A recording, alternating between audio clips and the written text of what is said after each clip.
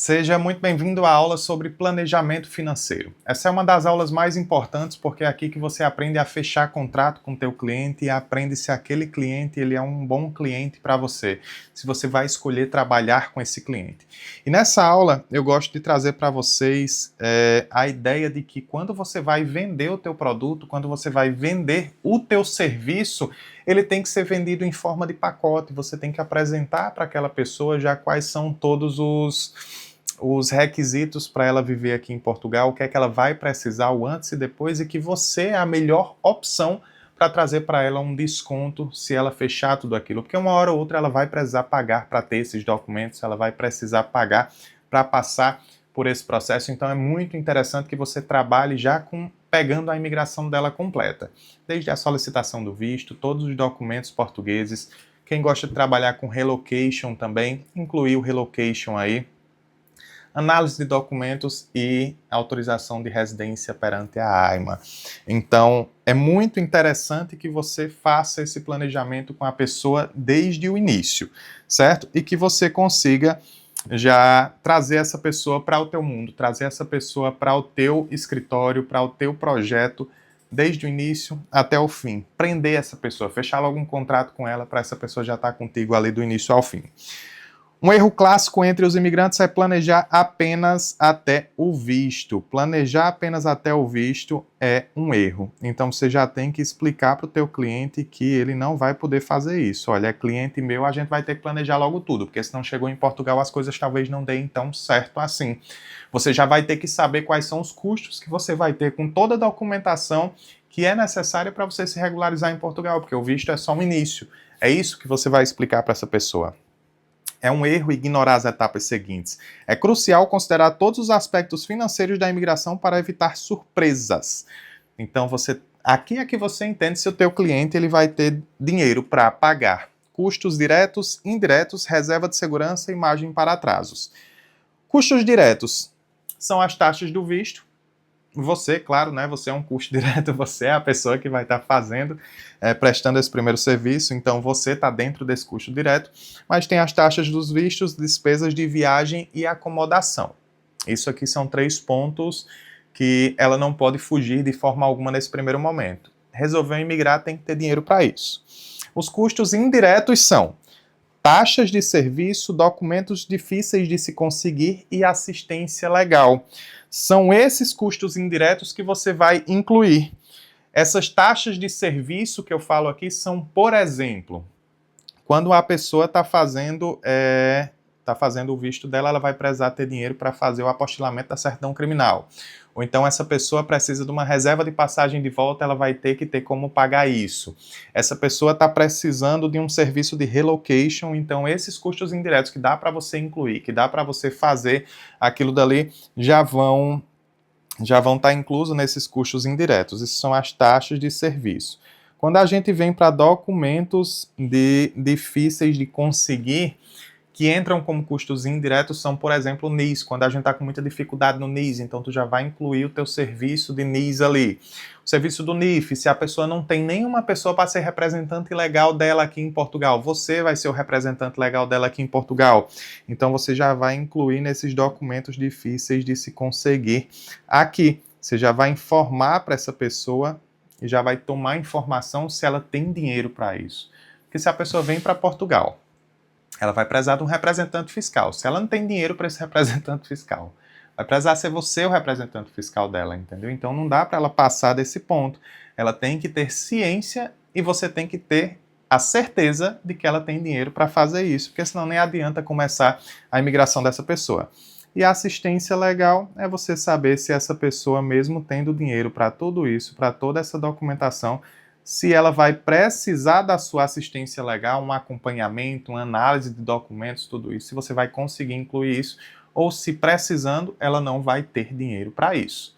Porque às vezes é uma pessoa que tem muito pouco conhecimento. A gente sabe que tem clientes que, apesar de estarem mudando de país, eles não conseguem fazer nada sozinhos, eles não entendem de nada. Às vezes é aquele senhorzinho que vem para cá, para Portugal, que tem o sonho de vir para cá, mas que é um pedreiro, que trabalha muito, que não tem tempo de estudar, que não tem tempo de saber os requisitos, ele vai precisar de uma assistência legal. Não dá para ele ir sozinho, não dá para ele ir só com o conhecimento que ele tem lá para a AIMA.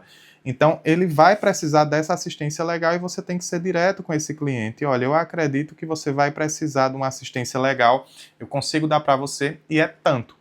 Já fecha com ele esse pacote aí. Se ele não tiver dinheiro para isso, se você souber, se você tiver ciência que corre o risco dele precisar muito de uma assistência legal mais para frente, para participar da visita da AIMA, por exemplo, ele não vai ter dinheiro, você já vai avisar para ele se preparar, certo? Mesmo que ele não feche com você agora, você prepara ele para quanto é que custa um advogado aqui para fazer o acompanhamento dele lá na AIMA. Para além de tudo isso, você tem que explicar para o teu cliente que ele precisa ter uma reserva de segurança. Isso daqui é um dos pontos que eu acho mais importantes, porque muitas coisas acontecem aqui quando a gente resolve migrar para Portugal, muitas pessoas são burladas, né? Passam por situações de golpes aqui, de arrendamento logo quando chegam aqui, ou então vão fazer documentação com alguma outra pessoa que não é com você e acabam sendo estafadas também por essa pessoa. Tem situações em que, por exemplo, elas não conseguem o NIS delas, o NIS dessa pessoa travou, você teve que entrar com ação no Tribunal Administrativo para destravar o NIS dessa pessoa e demorou 1 mês, demorou 2 meses para ela ter esse documento aí nas mãos, alguma coisa aconteceu, essa pessoa vai ter que ter dinheiro para se manter durante esse período, ou então vai ter que ter um plano B, trabalhando como trabalhador independente, ela vai ter que fazer alguma coisa para se manter nesses 2 meses que a documentação dela não chegou, se ela tomou a decisão de solicitar o NIS dela só depois que entrou em Portugal. Tá entendendo? Então você tem que ter sempre em mente que as pessoas precisam de uma reserva de segurança para os primeiros meses aqui em Portugal. Eu sempre falo de 3 meses com o meu cliente. Eu sempre digo para ele que ele tem que ter dinheiro para arrendamento e comida durante 3 meses, que é o período que eu entendo que, se for uma pessoa muito exigente com relação ao trabalho, por exemplo, que não queira trabalhar com coisas, com subempregos nesse primeiro momento, que queiram um trabalho mais elaborado, ela vai precisar de pelo menos 3 meses aí procurando muito bem, participando de entrevistas de emprego até ela conseguir um bom emprego para ela, certo?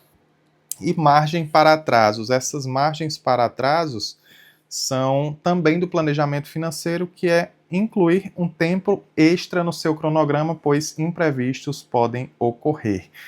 Isso quer dizer que, se o teu cliente está com a corda no pescoço, se o teu cliente ele não tem dinheiro para passar 1 mês aqui em Portugal, ele não tem reserva de segurança, ele não pode esperar nem o primeiro mês, ele tem que conseguir emprego na primeira semana, porque senão no mês que vem ele já não vai ter dinheiro para arrendamento.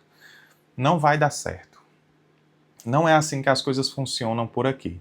O primeiro mês é difícil, depois que você começa a trabalhar aqui em Portugal, muitas vezes você nem consegue terminar o primeiro mês de trabalho. Em alguns casos, as pessoas não recebem no primeiro mês porque às vezes entraram numa empresa que não era de tanta confiança. Você tem que explicar isso para o teu cliente. O primeiro mês ali, essas reservas de segurança, margem para atraso, tudo isso tem que estar dentro do planejamento dele. E é um planejamento que os atrasos às vezes acontecem porque você não sabe se o teu cliente tem uma boa desenvoltura no trabalho. Mesmo que ele consiga, venha para Portugal já com um trabalho, com um contrato de promessa, você não sabe se aquele teu cliente ele vai ter uma mentalidade de um bom empregado, se ele vai ficar naquela empresa, entendeu? Então é muito, muito, muito interessante que você deixe ele preparado para margens de atraso. E caso o teu cliente seja desses clientes que não quer se preparar antes, não quer solicitar a documentação anterior, aí é que vai poder ter atraso. Vai poder atrasar no NIF, vai poder atrasar no NIS, vai poder atrasar em tudo, certo? Lembre-se que um cronograma realista não apenas define prazos, mas também gera previsibilidade, ajudando a evitar pânico e estresse desnecessário. O planejamento financeiro adequado é a chave para uma transição tranquila durante todo o processo de imigração. Então, isso daqui são os 4 custos que você tem que observar, certo? Custos diretos, indiretos, reserva de segurança e margem para atraso dos teus clientes. E caso o cliente não consiga suprir tudo isso, você vai poder dar continuidade, né? Pelo menos com esses 3 aqui, você vai poder dar continuidade na orientação do teu cliente, mas sempre respeitando muito bem o teu cronograma, viu? Porque mesmo que você não feche um contrato com ele, para todos esses serviços aqui, é importantíssimo que ele pelo menos saiba que tem que ter margem para atraso. O erro clássico: planejamento insuficiente. Focar apenas no visto resulta em falhas. Um planejamento completo deve incluir todos os passos até se estabelecer, evitando surpresas e garantindo segurança durante o processo de imigração. Eu já falei sobre isso diversas vezes aqui, mas não custa nada repetir. Depois que você faz a solicitação do teu visto, esse visto aqui ele tem um período para ser analisado. Esse período de análise aqui, a gente não sabe muitas vezes quanto tempo vai levar. Pode ser que seja rápido, pode ser que seja um pouco mais demorado. Então, o teu cliente, ele já vai ter comprado ou não as passagens aéreas. Eu sempre digo para o meu cliente só comprar as passagens aéreas depois que ele tiver com visto em mãos, porque mesmo que ele faça a compra das passagens aéreas com 3 meses de antecedência antes ali de ter solicitado o visto dele, sai mais barato ele comprar a passagem de última hora do que perder essa passagem aqui que ele já comprou.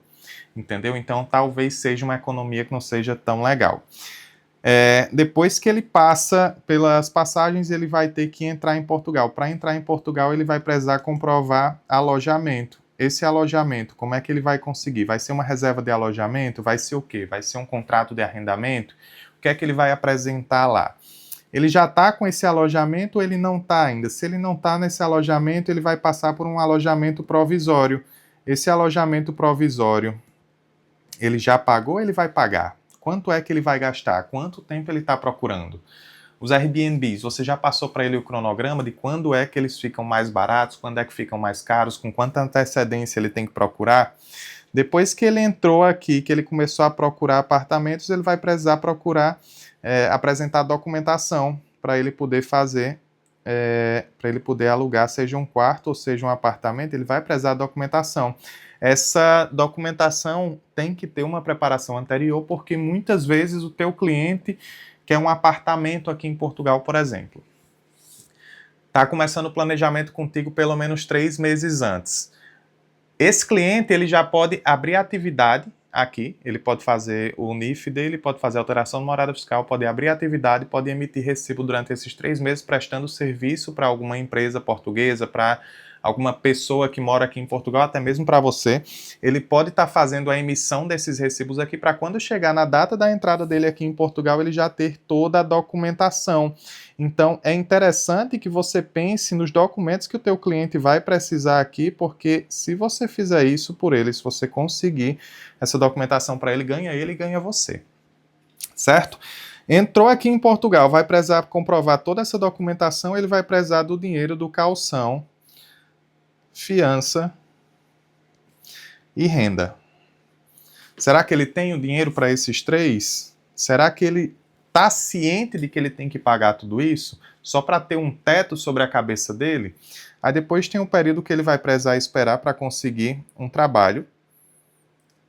Tem pessoas que conseguem mais rápido, tem pessoas que conseguem mais devagar, né? Tem pessoas que nem conseguem um trabalho e tem que partir para um plano B. E você tem que estar preparado para isso. Tem que dizer também para o teu cliente que ele vai precisar de toda a documentação necessária, não só para trabalhar, mas para levar na AIMA. Por quê? Porque a AIMA está cada vez mais rigorosa e cada vez mais burocrática com os documentos. Até mesmo um comprovativo de alojamento, que antes era só ir ali na junta de freguesia e solicitar um atestado de morada com 2 portugueses que morassem ali naquela mesma freguesia que você e que votassem naquela junta de freguesia. Eles poderiam ir lá, atestar que você vive ali, você levava atestado de morada, hoje já não é mais aceito. Então a pessoa ela tem que se preparar para viver num lugar que tenha um contrato de arrendamento registrado nas finanças ou que esse senhorio se comprometa a dar para ela um contrato de comodato e fazer uma declaração sob compromisso de honra que ela vive ali e forneça um documento que comprove que ele é dono daquele imóvel, certo? Então passamos disso tudo. Aqui na AIMA ela vai ter que pagar hoje, né? O valor está R$ 58,10, você vai ter que explicar isso daí para ela também. Essa pessoa vai ter que esperar o título de residência dela chegar. Chegou o título de residência dessa pessoa. Se ela é uma pessoa segura, você já vai informar para ela que ela vai precisar, que ela vai ter a possibilidade de fazer pelo Estatuto da Igualdade o o cartão cidadão dela, né, Estatuto da Igualdade de Direitos e Deveres. Então, assim, esse planejamento aqui completo, esse planejamento do passo completo, até essa pessoa conseguir aí o Estatuto da Igualdade dela, o cartão cidadão, ou renovar os títulos de residência dela até a cidadania, você é quem conhece tudo isso. Você vai poder passar para as pessoas. Se você quiser, você pode fechar com ela um processo para acompanhar ela durante 7, 8, 9, 10 anos. Se você quiser. Você pode planejar um pagamento anual, um pagamento mensal. Você pode fazer por pacotes, por fases. Você é que conhece esse processo. O que eu aconselho para você nesse primeiro momento é que você consiga fazer tudo isso, que você apresente para essa pessoa um cronograma realista, com prazos legais e também com prazos reais, porque só você conhece os prazos reais, a gente sabe que a realidade é outra. Então, por exemplo, o visto deveria ser aprovado dentro do prazo máximo de 60 dias, mas ele pode levar até 120 dias. Se ele ultrapassar esses 120 dias, o que é que você vai fazer? A quem é que você vai recorrer? Título de residência dessa pessoa, ela tem até agora, né, depois do pacote anti-imigração, ela tem até 9 meses de análise. Você pode entrar com ação de intimação nesse caso. No caso da ação de intimação, o juiz vai poder levar em consideração no pessoal, ou então o número de processos que a AIMA tem, para julgar se aquilo dali é um prazo que é legal ou não, se a AIMA está seguindo ou não, que ela tem que seguir, as possibilidades dela. Então, assim, você vai ter que informar isso também para o teu cliente. E você vai ter que estar sempre se preparando para não frustrar o teu cliente, porque muitas vezes somos nós que temos o conhecimento. Se a gente passa para eles o conhecimento, tem uma coisa que eles não vão ficar frustrados.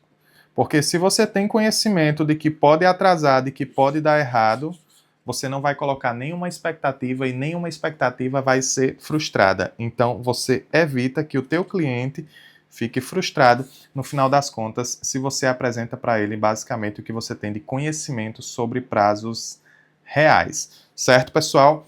Essa é a nossa última aula do primeiro módulo. Meu nome é Max Araújo, o meu WhatsApp está aí, o meu contato via e-mail e o meu site estão aí também. Se você quer, de alguma forma, tirar alguma dúvida sobre tudo que você estudou aqui, que você aprendeu até agora, vai lá no meu WhatsApp, vai no nosso grupo, vai em qualquer lugar. Fala comigo, não deixa essa dúvida continuar contigo não. Estou te esperando para os próximos módulos.